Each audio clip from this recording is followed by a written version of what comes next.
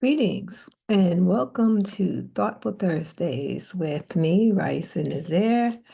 Every Thursday, we take a moment to look at some nuggets of information and come up with a statement that would summarize it, one that is simple yet profound. And that's what we do each Thursday at 3 for Hold That Thought Thursdays.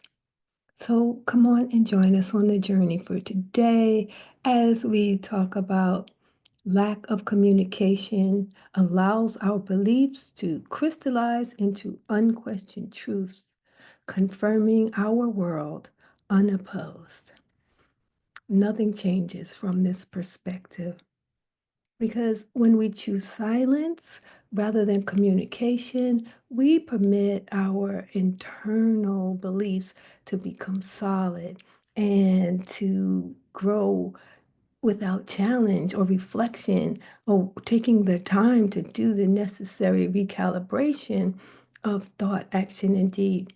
And we miss the opportunity to grow and to connect and grow together because communication is the alchemy through which beliefs are being tested over and over again.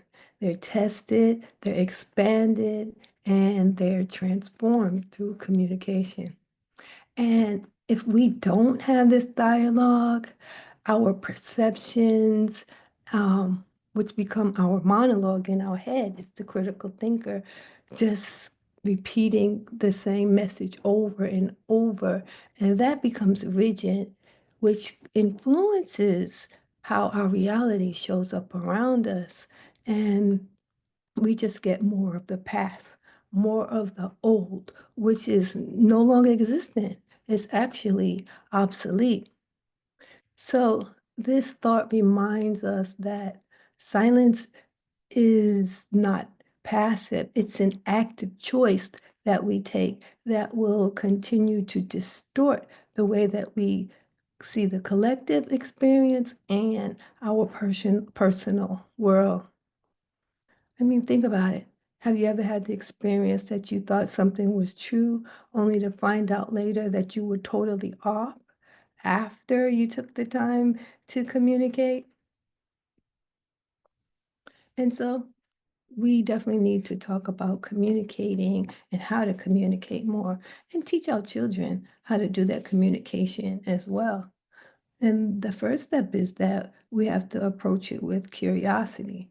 We have to be curious about the other person and not already set on what we already think and come to the table with those conclusions. And with that, we're being vulnerable enough to let go of our existing beliefs, as it may be, and vulnerable enough to open up about our own belief system and share that. And when the other person is sharing how they believe, think, perceive, act, then we should listen actively, not listening to respond, rather listening to understand, to comprehend what it is that the other person is actually saying. And while we're asking questions, it's helpful to ask open-ended questions so that you don't receive flat yes or no responses and can keep the conversation interactive. And through that discussion, you'll find that there's definitely some common ground that brings you closer to each other when you recognize the humanity in each and every thing, person, place. And while having that discussion, stay present. Let the person know that you have their full attention.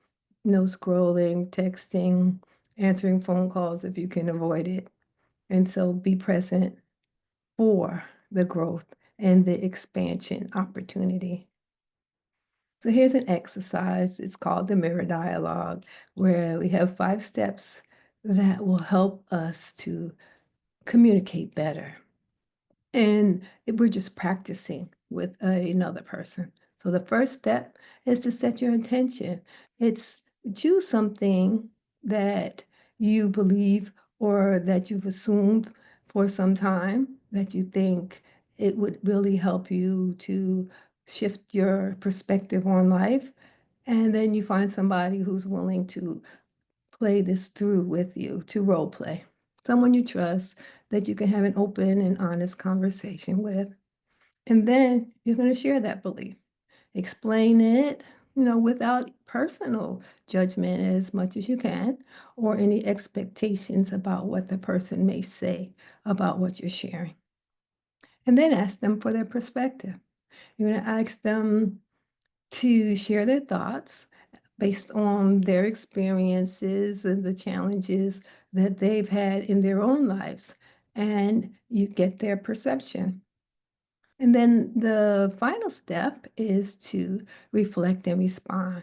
You're going to take a moment to process what they've said to you and then focus on integrating it into your thoughts, beliefs, your thinking, and not defend your own beliefs and thoughts, and see how that shifts.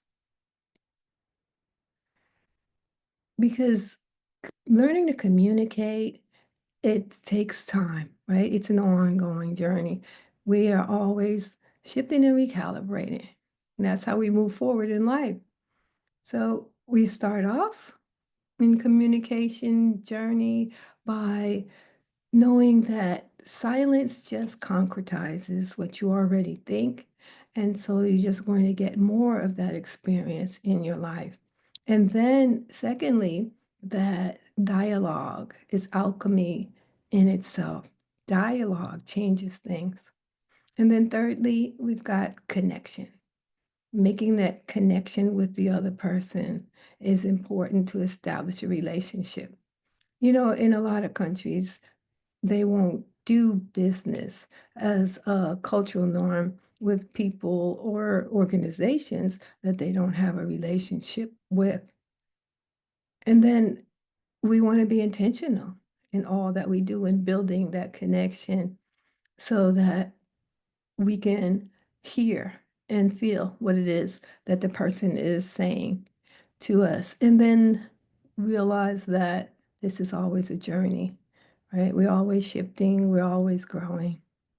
There's always going to be another opportunity to be challenged in our communication growth journey. And I'd leave you with this final thought. Your voice is powerful. It's a powerful instrument of change. So let's use it more to explore, to connect, and to co create with the world. It's a world shaped by understanding or understanding and shared truths. If you like what you hear, please share that information and check out my book, Everyday Emotional Vocabulary. The link's in the caption, and it talks to shifting the kaleidoscope of your perspective through everyday words that we use, like for well-being, and helping us see the perspective that will help us to grow and shift and continue to expand and move forward in life. So like, share, follow. I'm at Think Be Well Now online on social media. And you can also check out my website, ricetheauthor.com/services, where you'll find out more about the books that I've written, the online programs, and the journaling courses, as well as the journal books, ebooks, or hardcover books themselves. I also do consulting and speaking. So check me out. And until next Thursday, I'll see you then. Thank you for joining Thoughtful Thursdays at 3.